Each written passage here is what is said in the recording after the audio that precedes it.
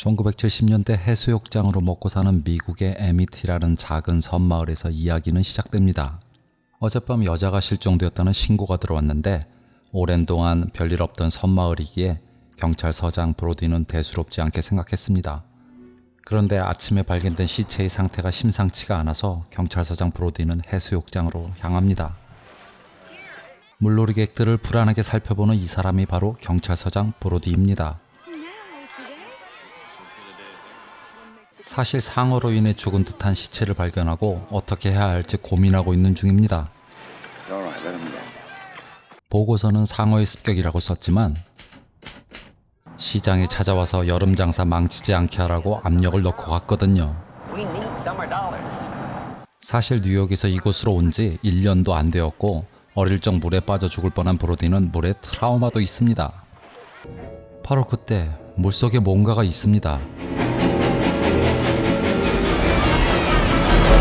그것은 아이를 공격하고 바다는 곧바로 피로 물들어 버립니다. 급하게 사람들을 대피시키지만 이미 희생자가 생겨버렸습니다. 마을 사람들은 모여서 급하게 회의를 열지만 시장은 여전히 미온적인 태도로 하루만 폐장하겠다고 고집을 합니다. 이때 $10,000를 내면 상어를 잡아주겠다고 하는 퀸트라는 사람이 나타나지만 시장은 생각해보겠다고만 합니다.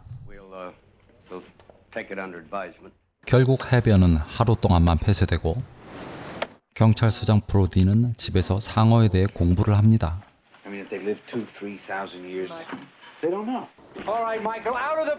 아들이 배에 타고 있다고 듣자 당장 배에서 나오라고 소리칩니다. 엄마는 괜찮다고 설득하지만 그림책을 보더니 더 크게 소리칩니다.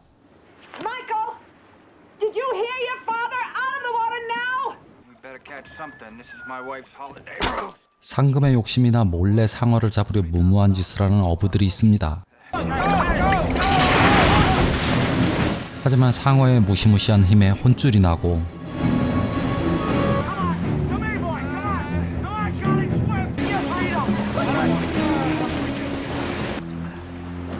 간신히 살아서 돌아갑니다. 다음날 도움을 줄 상어 전문가 후퍼가 도착하고 상어를 잡아 상금을 타려는 사람들도 무더기로 몰려들었습니다. 여자의 사체를 부검하는 후퍼의 설명이 섬뜩합니다.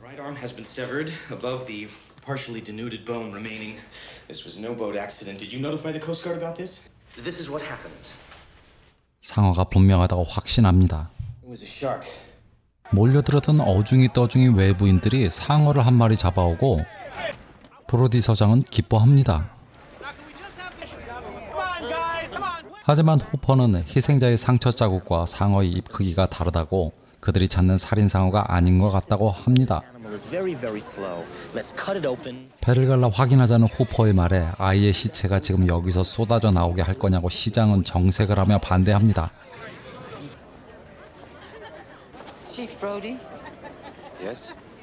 피해자 아이의 엄마에게 귀싸대기 맞는 브로디 서장.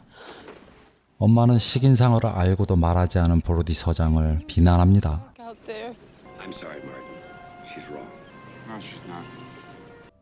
죄책감을 느끼는 브로디. 그걸 흉내내는 천진난만한 둘째 아들. 이래서 아이를 낳는가 봅니다.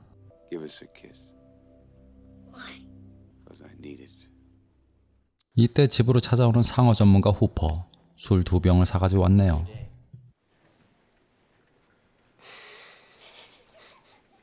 후퍼는 믿을 사람은 브로디 서장뿐이라고 합니다. 술도 취했겠다 한 잔 더 마시고 상어 배를 가르러 가자고 합니다.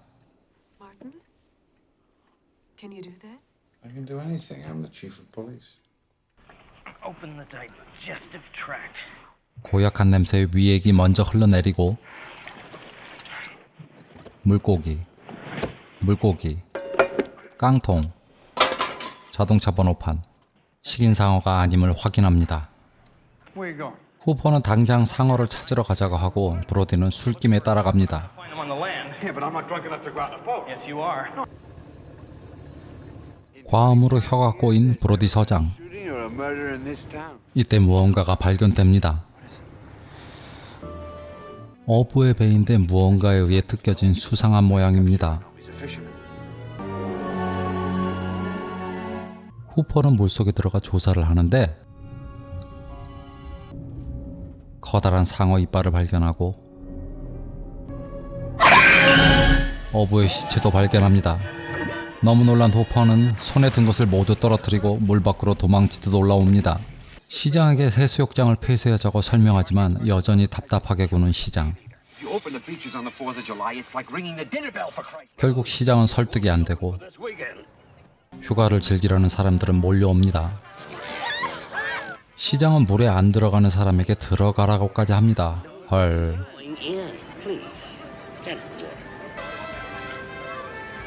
드디어 하나둘씩 사람들이 물에 들어가기 시작합니다.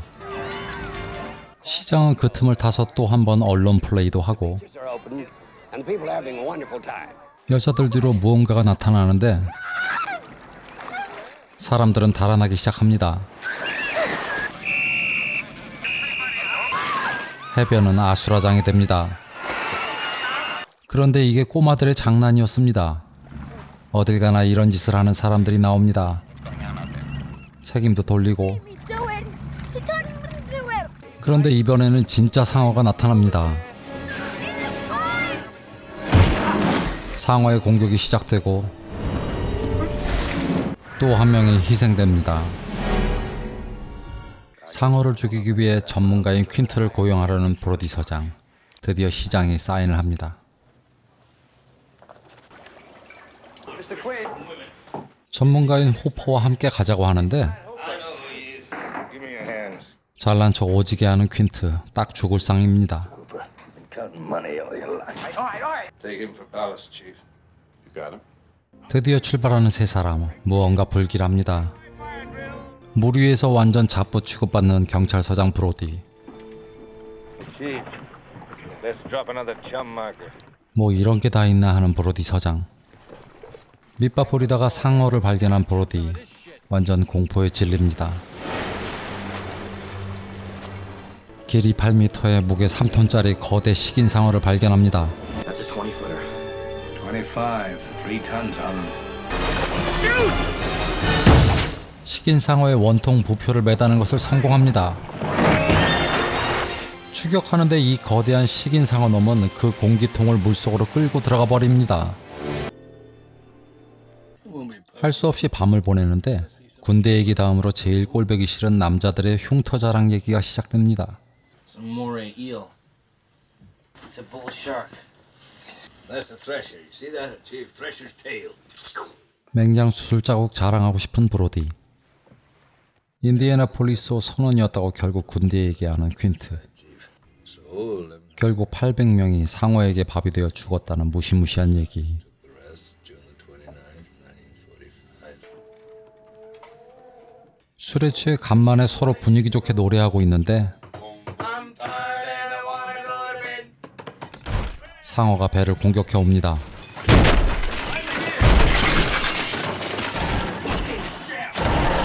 날이 밝아 배를 고치고 있는데 그때 다시 떠오르는 부표. 머리를 배 밖으로 내밀고 있는데 나타나는 상어. 모두 깜놀하고 부표를 하나 더 달아버리는 퀸트.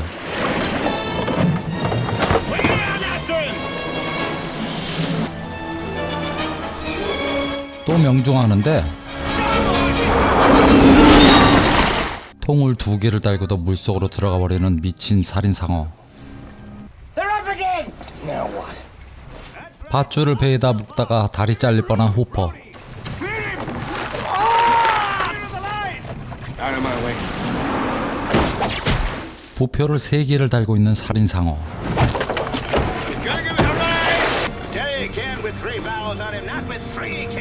통을 3개나 달고도 보란듯이 물속으로 들어가는 상어. You ever have one do this before?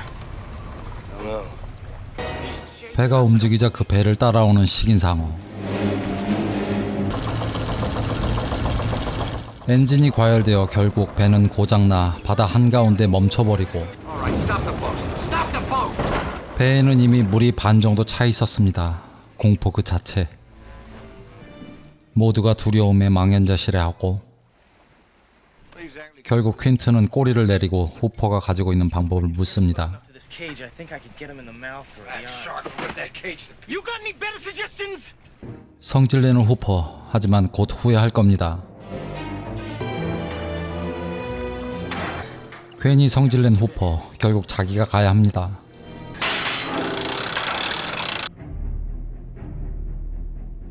두려움이 엄습해 오는데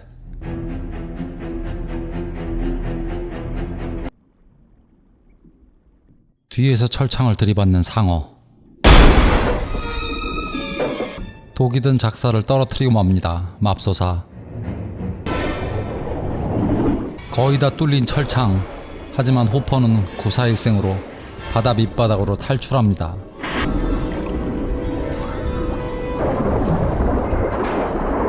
Got it? 겨우 철창을 끌어올렸지만 후퍼는 없고 철창은 다 망가졌습니다. 망연자실해하는 그때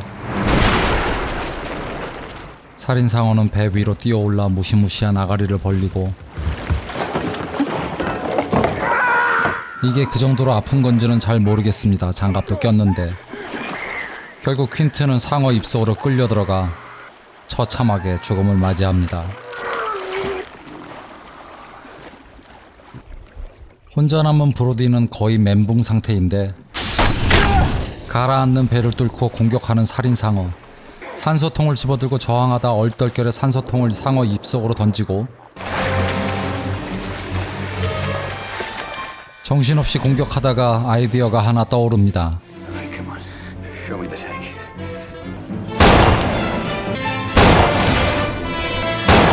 Blow up! Smile, you son of a... 운이 좋게도 산소통에 명중하고 상어를 산산조각으로 만들어버립니다.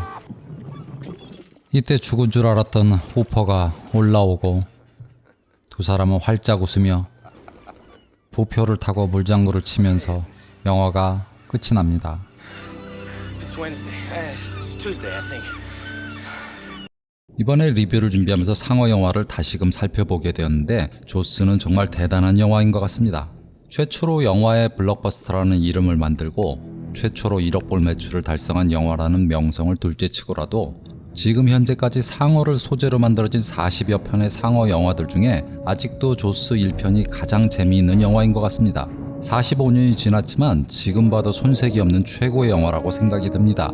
단순한 스토리로 최고의 영화를 만드는데 천재인 것 같은 스필버그 감독이 아직도 최고의 감독으로 인정받고 있는 것과 같은 현상인 것 같습니다. 올여름 피서도 가기 어려운데 상어 영화나 하나 볼까 하시는 분들에게 정말 강력하게 추천드리며 풀버전을 보시면 어릴 적 추억과 함께 와, 이 영화 진짜 잘 만든 영화였네 라는 생각이 드실 것이라고 개미무비가 확신합니다. 그럼 지금까지 영화를 통해 세상을 보고 싶은 개미무비였습니다.